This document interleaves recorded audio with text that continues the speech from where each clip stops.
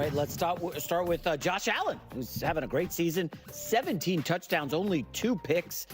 Bills are 7-2, coasting to the AFC East crown. Yeah. We talked about just how good Allen has been in the red zone, but McDermott believes he's taken a huge step forward in his development. You watch his comfort level in the pocket. You watch his progressing through his progressions and his progression reads. I just think when you play that quarterback position, there's just so much when you come into the league on one's shoulders, whether it's on the field or off the field. And he's done a great job of chipping away at that growth and into that kind of workload. And where he is now is, I really believe he's at the top of his game. Yeah, I think that goes without question. If you take the reckless out, he's amazing. But isn't the reckless what makes him amazing? No, I don't buy. I think Stafford, Josh Allen, there's a little bit of that, and I'm okay with it, a little bit. But I think it can be mostly coached out if you have the right plan, the right protection. I mean, Stafford, by the way, he'll have reckless throws, but I don't think he has been, as Puka Nacua arrived with Cooper Kupp. They got the kid, Demarcus Robinson. Demarcus Robinson, he had a really bad pick at Chicago. Remember that pick he threw in the end zone? He had a terrible pick, did Stafford in Chicago. Oh, that's right, yeah. But he's had about 2 all year, like really bad ones. Mahomes had like 5. So if you had to beat the Chiefs in one playoff game, who would you rather have, Stafford or Josh Allen? There's just such different quarterbacks, different stages in their career. Yeah, I don't know. I think probably Josh Allen because he can run. I think his ability to move is such an advantage.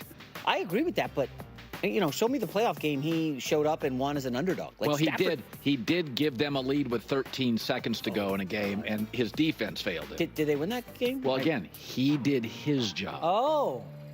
Kind of like Brock to Purdy in the Super Bowl. He did his job, went down the field, scored. Well, but the defense didn't do their job. How much time was left? It was overtime.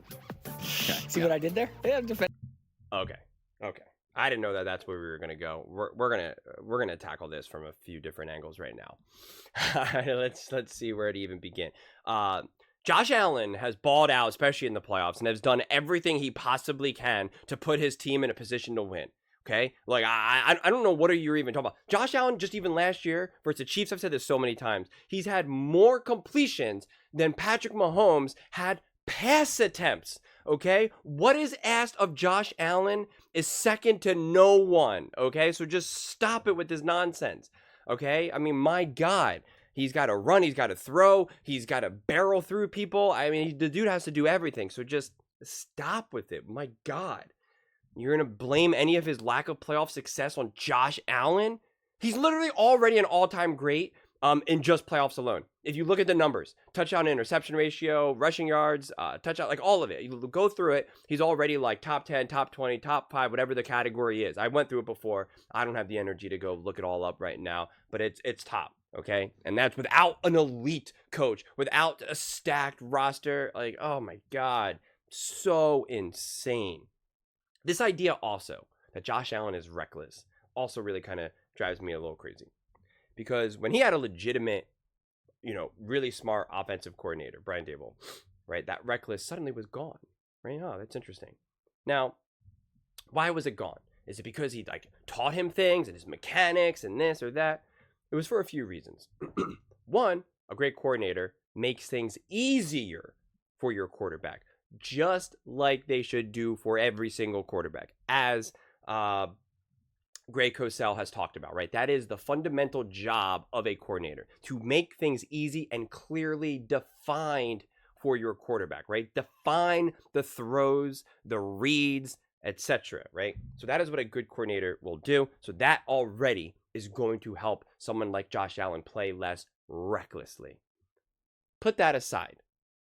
What also having a good coordinator does is comes up with a great offensive game plan. A plan that is going to put your players in positions to succeed and win games. Where if you just follow the plan, follow the coach, you will win games. You will get there. You will have success. But I've watched enough, I've played enough, I've seen enough that when you don't have that coach, when you don't have that coordinator, that game plan, it is then up to the players, especially the great elite special players, to find a way. And so you just got to do anything you can to find a way. So the heart of Josh Allen's recklessness is him trying to find a way. It's him having to overcome the deficits of either coaching, players, whatever it may be, right? And this was even highlighted by Chris Collinsworth a couple years ago. I think it was against Miami in that final game of the season, if memory serves me correctly. And he kind of said, listen, man, this is what is asked of Josh Allen. They are going to live and die by him throwing and doing anything he can. So he's going to turn the ball over. He's going to have interceptions. He's going to have that because the only way they win is by him doing every possible thing he can do. He has not been on the receiving end of just these great, smart, intelligent game plans where they can ask him to do less. They rely on him so heavily, right? Now they have a more balanced game plan, and surprise, surprise, they're winning, and they don't have to rely on him to be Superman every single 5 seconds. Shocking how that works, right? But notice that when the games get tough, when the going gets tough, they can't rely on smart play calling. We've seen this again and again with the great coaches, the Andy Reeds, the Shanahans, McVays. They dial up that perfect play that you're like, oh my God, amazing play. Now you just need it to be executed. Boom. And you see it.